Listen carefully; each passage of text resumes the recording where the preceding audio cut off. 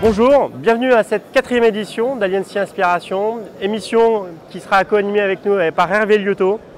Hervé, bonjour. Tu es directeur de la région Europe du Sud de SailPoint. Tout à fait. Alors quelques mots SailPoint.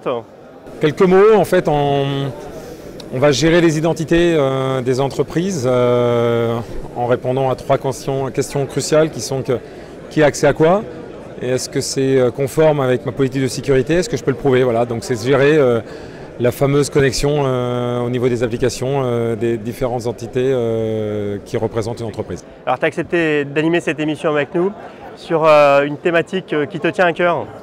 Oui, alors en fait on s'aperçoit là depuis quelques mois une croissance exponentielle très forte de tout ce qui est bot, chatbot, qui malheureusement en fait commence à avoir des accès à des données, et donc on voudrait savoir comment les entreprises peuvent en fait trouver une solution pour gérer tout ceci. Alors pour en parler, donc acteur de l'offre, utilisateur, sans plus attendre, je t'invite à rejoindre Dorian et nos invités. Tout à fait, merci.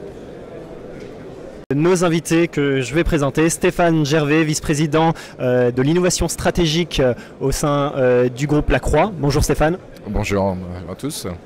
Stéphane Tournadre, RSSI Group chez Servier et vainqueur, prix spécial du jury de ce prix RSSI des Assises de la Sécurité 2018. Bonjour Stéphane.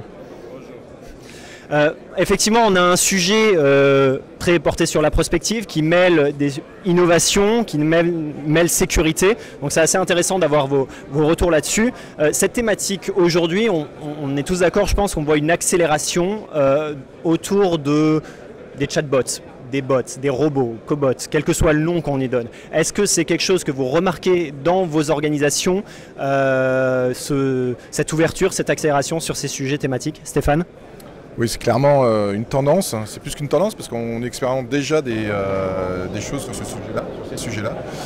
C'est une tendance aussi par rapport à une meilleure efficience, par rapport à essayer de faire beaucoup plus avec des moyens un peu restreints et de se concentrer sur là où on peut rajouter de la valeur. Donc, par exemple, on a des expérimentations avancées sur les cobots. Les cobots dans des usines, et le rôle surtout humain-cobot, collaboration, qui est quand même parfois pas facile à accepter, pas facile à mettre en place. Chatbot aussi, c'est des choses qu'on est en train d'essayer d'expérimenter pour voir les possibilités de la technologie et jusqu'où on peut aller avec ce type de technologie. Et chez Servier, c'est également des questions qu'on se pose? Ce sont des questions qu'on se pose, on est moins en avance sur ce point-là, mais c'est vrai que par exemple sur le secteur industriel ou sur tout ce qui est digital, innovation, on génère de la connaissance, on a des projets pilotes qui se lancent, ça ouvre beaucoup de questions en effet. Malgré tout, c'est des points qui interrogent également sur la partie sécurité. Alors tout à fait, moi la question que je souhaiterais vous poser, c'est que on voit cet aspect de bot, chatbot se développer énormément. On voit que ces chatbots commencent à avoir accès à des données. Donc chez SailPoint, on appelle ça une identité non humaine.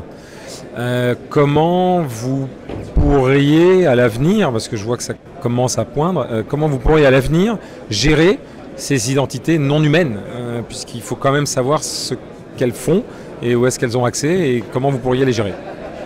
Je trouve que c'est important que tu précises non humaine dans l'identité, parce que le terme d'identité peut ramener à des éléments de conscience, il y a des débats, il y a des hésitations. Par contre, ce sont vraiment des éléments qui, quand on les teste, quand on les POC, génèrent de l'information, génèrent de la donnée. Et qui en est le propriétaire? Est-ce qu'on est d'accord avec ce qui est généré? Ça, c'est une vraie question pour nous. Et derrière, si un début de décision, alors est-ce qu'on est en mode complètement libre ou encore sous contrôle? Mais cette décision, est-ce qu'on va commencer à la tracer? Est-ce qu'elle doit être probante?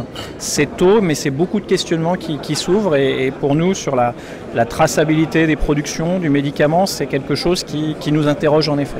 Du côté de l'innovation, est-ce que c'est des points qu'on anticipe, on se pose ces questions-là à ce niveau-là de l'identité qu'il va y avoir, parce qu'il y a eu des dérapages, on a vu des chatbots sur Twitter prendre des décisions plus que critiquables, donc on sait qu'il y a une fine ligne à suivre de ce côté-là. En tant que vice-président d'innovation, comment ça se pose ces questions?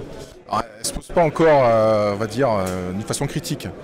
Aujourd'hui, on est vraiment sur l'exploration des cas d'usage, des possibilités complètes ou pas de ce type de technologie, comment on interface ça avec des systèmes existants, et le rapport avec les humains, mais les humains chez nous et les humains à l'extérieur. Par contre, là où on est quand même très très conscient et clair, c'est que si on a des problèmes d'identité et de sécurité, ce type de technologies ne seront jamais adoptés. Donc pour nous, c'est critique, c'est à mettre en fait en amont de nos réflexions et de l'avoir toujours en tête, parce que si on arrive même à avoir des cas d'usage qui soient, on va dire, révélateurs d'une utilisation forte de technologie, si un jour on a le moins de problèmes, on n'aura pas d'adoption en interne et pas d'adoption en externe. Donc c'est, on va dire, un mal nécessaire, si je peux dire.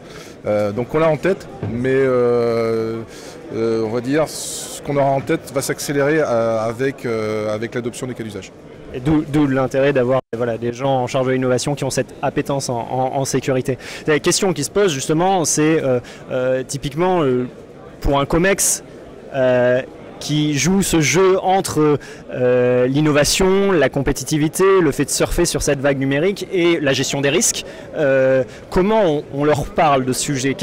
Sont-ils prêts à entendre cet équilibre un peu précaire à trouver entre deux thématiques qui sont parfois un peu conflictuelles? C'est des questions que vous abordez? C'est des questions qu'on essaie d'aborder, qui sont toujours quand même difficiles, parce qu'il y a beaucoup de fantasmes, beaucoup d'ignorance aussi de plusieurs acteurs. Il y a un vrai besoin d'éduquer tout le monde, pas simplement le COMEX, hein, c'est aussi ceux qui utilisent la technologie. On essaye d'être didactique, mais surtout on essaie de travailler en bonne intelligence entre DSI et entre innovation, et de bien séparer la partie expérimentation, la partie je valide les cas d'usage, et la partie mise en production entre guillemets, où là effectivement la sécurité, et on le sait, et le COMEX le sait, sera clé. C'est-à-dire ce sera un des jalons clés avant de pouvoir aller plus loin. Chez Servier, il y a cette dimension éducation autour de ces sujets-là et discours avec le COMEX. On a un COMEX qui est sensible à ces questions, qui supporte les POC notamment, qui pose des questions, qui a besoin d'être accompagné pour construire les contours. Mais quand il y a nos cellules d'innovation peuvent se lancer, peuvent prendre des petits partenaires ou des partenaires un peu plus gros, et c'est accompagné. C'est pas une crainte, il y a une vision de oui, c'est encore quelque chose, c'est un Polaroid, c'est pas encore très net, etc. Il faudra affiner la photo, mais les ressources sont là, les POC, et sur le terrain, ça fonctionne. Donc c'est pas encore construit, c'est encore en questionnement, mais l'énergie, elle est apportée. C'est pas on fait pas, on attend. Non, c'est on se lance, on va capitaliser, on va apprendre, et puis on va faire un POC, deux POC, et puis à un moment, on se dit, c'est un métier de recherche comme un autre. Hein, on va rentrer sur cette thématique, ça va mûrir. On parle de ces sujets, de bots, de chatbots, d'identité, parce qu'on est sur les assises, parce que c'est le moment privilégié d'échanger sur de l'innovation, de la prospective et les impacts en sécurité. Je pense qu'il y a pas mal de questions qui se posent et qui sont remontées par les centaines, milliers d'acteurs qui sont présents ici. Je ne sais pas comment vous le ressentez. Hervé, peut-être toi, tu as... Alors moi la question, je m'aperçois en fait, il y a quelques années, les gens venaient pour des démos. Alors des démos, c'est bien, mais une démo, mais ils savaient à peine ce qu'on pouvait proposer. Et de plus en plus maintenant, on s'aperçoit que les gens veulent savoir ce qu'est la vraie vie.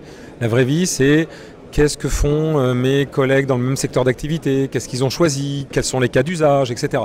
Et on voit quelque chose de plus réel et de plus physique par rapport à il y a encore quelques années.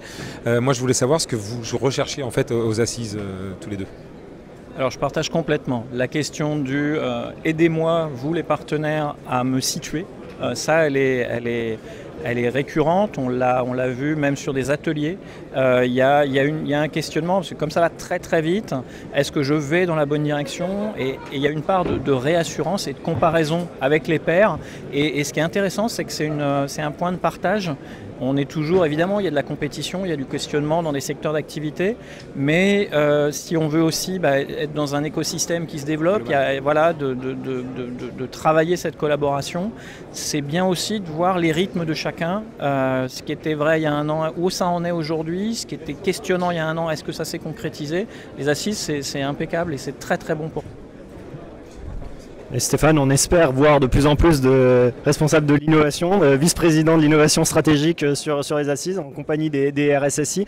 Qu'est-ce qu'on regarde, qu'est-ce qu'on vient y chercher dans votre cas? Alors, on vient quand même je confirme, on vient chercher des retours d'expérience.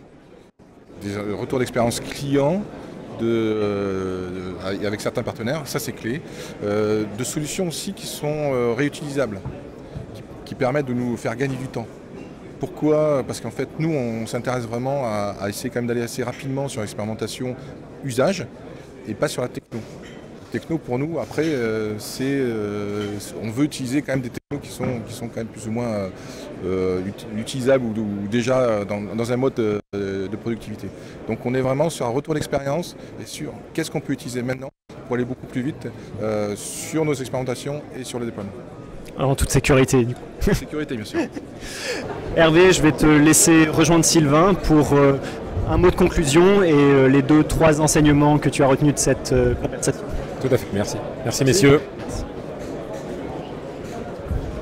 Alors Hervé, des échanges qui ont été passionnants, on voit des enjeux, enfin des prises de conscience quand même dans les entreprises, enfin des enjeux de prise de conscience au niveau des COMEX, il y a un enjeu d'anticipation. Qu'est-ce que tu as retenu de ces débats? Je retiens 2 grands points. En fait, le premier point, c'est qu'il voit en fait qu'il y a une évolution très forte et qu'il propose en fait cette évolution au niveau des comités de direction.